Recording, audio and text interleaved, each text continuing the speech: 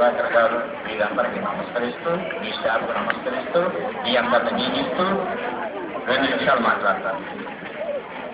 మొట్టమొదటిగా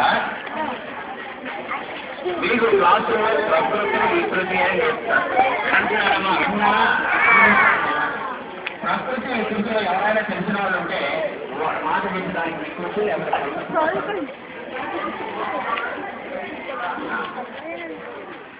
ఆశ్చర్యము ఆశ్చర్యం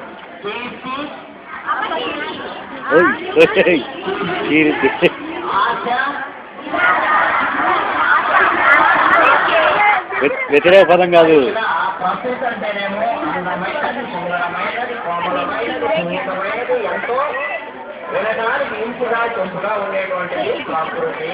మన ప్రకృతిలో అంటే ఈ ప్రపంచంలో మనం అంతా కూడా చాలా చూసి గ్రహించి ఆనందపడేటువంటిది ప్రకృతి. ప్రకృతిలో ఉన్నటువంటి వస్తువులు, ప్రకృతిలో ఉన్నటువంటి మనుషులు, ప్రకృతిలో ఉన్నటువంటి జంతువులు, ప్రకృతిలో ఉన్నటువంటి వస్తువులు, ఇలాంటివన్నీ కూడా చూసి మనం ఎంతో ఆనందపడతాం.